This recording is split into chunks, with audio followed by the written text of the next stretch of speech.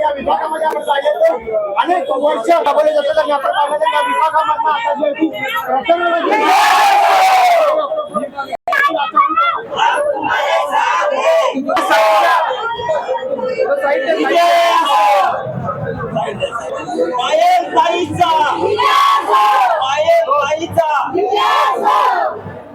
पाहू शकतो या विभागामध्ये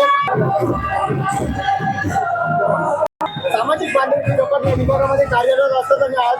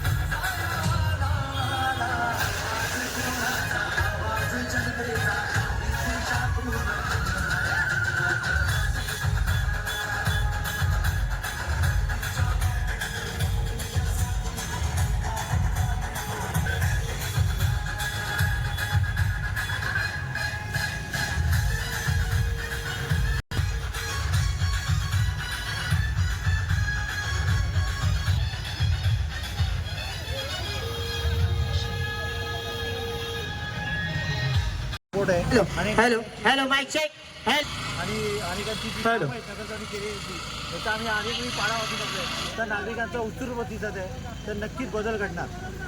आपण पाहिलं तर या विभागात एकच वादा होतो पण यावेळी एकच राष्ट्रवादीचे अजितदादा एकच वादा. आपण पाहिलं तर या विभागामध्ये काल देखील काँग्रेसची सभा झाली. काँग्रेसच्या सभेमध्ये असं सांगितलं गेलं की आमच्याकडनं विक्रांत चव्हाण साहेब त्यांना यावेळी सभा घेण्याचं कारण काय त्यांना कुठेतरी वाटले की आपण सरकते. त्यांनी भाषणामध्ये सांगितले आणि की या बिल्डिंग मी बांधली म्हणजे पुनर्बांधणी केली. अहो बिल्डिंग बांधलात पण त्या लोकांची घरं नावर केलात का? काल ते बोले आमचे 4 नगरचे निवडून आम्ही टॉयलेट बांधतो. अजून आपण टॉयलेटमध्ये अडकलोय. चंद्रावरती लोक बोलती तो विकास कामावर बोला टॉयलेटमध्ये काय कुठून बसलाय. जे काय असेल ते असेल 16 तारखेला जे काय होईल त्याच्या आमच्याकडनं विकास कामांची जोरदार कामं करण्यात येतील. तुमचं विजन काय असेल प्रभाग क्रमांक 7 साठी तुमचं विजन काय असेल? बघा प्रभाग क्रमांक 7 मध्ये अनेक पार्किंग समस्या आहे, ग्रंथालयाची समस्या आहे, विद्यार्थ्यांसाठी अभ्यासिकेची समस्या आहे. या सर्वांचा म्हणजे आम्ही वचननाम्यामध्ये दिलेलं आहे आणि ती कशी पूर्ण होती आणि कोणत्या योजना आहेत ती शासनाच्या माध्यमातून लोकांपर्यंत कशी पोहोचता येईल याच्यावरती आम्ही नक्कीच भर देणार. नागरिकांनी जर संधी दिली तर सर्वात प्रथम काम या विभागामध्ये कोणतं करणार? सर्वप्रथम म्हणजे आरोग्य केंद्र नाही आहे. जे आरोग्य केंद्र बंद पडले माननीय आनंदीबाई जोशी 60 वर्षाची लोक आरोग्याचा प्रश्न आज खूपच गंभीर आहे. प्रचाराचा अंतिम टप्पा आहे. मतदारांना काय आव्हान कराल? मतदारांना एवढंच लक्ष सांगतो की तुम्ही जे मतदान करा ते अवश्य करा. बटन दाबताना विचार करा जेणेकरून तुमच्या 5 वर्षांसाठी कोण उभं राहील, किती वेळा येईल, कशी कामं होतील, कामं कशी होणार, कोण करून देतील एवढं सांगू शकतो. खूप आभारी आहे परांजपे सरांची, नजीमुल्ला सरांची की त्यांनी माझ्यासारख्या तरुणीला एवढ्या कमी वयात संधी मिळवून दिली आणि नक्कीच त्यांनी जेवढाही माझ्यावर विश्वास टाकला त्यांना मी नाराज करणार नाही. आणि जसं मी एवढे आता दिवस प्रभागात प्रचार वगैरे आम्ही केला आहे तर सगळ्यांचा अनुभवही घेतला, सगळ्यांचा रिस्पॉन्सही खूप छान मिळतोय. तसंच मी विचार करते की सगळे तितकं आत्ता रिस्पॉन्स करतात तितकाच मतदानाच्या वेळेस त्यांचा तेवढाच चांगला रिस्पॉन्स. जरी निवडणूक माझी असली तरी विजय नक्की त्यांचा झाला पाहिजे. युवकांसाठी तुमचं विजन काय असेल प्रभाग क्रमांक 7 येथील युवकांना?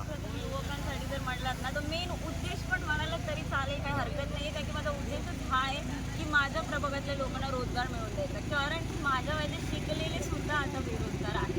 रिक्षा चालवत आहेत, डिग्री हातात पण चालवत आहेत त्या रिक्षा. मतलबच नाही ना डिग्री मिळून तर आपण रिक्षा चालवायची किंवा. आणि मेन एक कचरा वेचक महिला त्या फक्त कचरा वेचतात, काही घरातलं कोणी आहे नाही सपोर्टिव्ह वगैरे. तर त्यासाठी जर घरातला जो माणूस आहे तोच जर कामाला चांगल्या व्यवस्थित सुशिक्षित आहे, कामाला आहे, तर त्यांना पण कचरा वेचकची गरजच नाही ना घरामध्ये कोणाची. तर माझा तर मेन उद्देश ह्या नगरसेवकच्या इलेक्शनमध्येच येण्याचा आहे की त्यांना रोजगार तर वर्तमानाचा रखडलेला पुनर्विकास 10-15 वर्षापासून जवळजवळ 40 ते 45 लोक वर्तमानाच्या बाहेर आहेत. घर मिळेल की नाही याची शाश्वती नाही. स्थानिक प्रस्थापित नेत्यांकडे गेल्यानंतर ते देखत त्या लोकांना उलटा प्रश्न विचारतात, तुम्ही बिल्डर शोधताना आमच्याकडे आला होता का?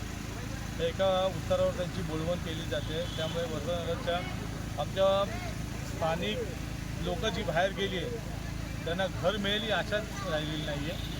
तर माझा निश्चित प्रयत्न राहील की त्या प्रश्न झाले भले बिल्डर मला भेटायला आला नसेल, पण माझी प्रामाणिक इच्छा आहे की त्या कामात लक्ष घालून लोकांना पुन्हा घरं भेटली पाहिजेत. पार्किंगची समस्या फार मोठी आहे. आपल्या प्रभागामध्ये सुभाषनगर सारखा एक एरिया येतो, ज्या एरियातला आत्ता सध्या काही लोकांचं भाडं थकीत आहे.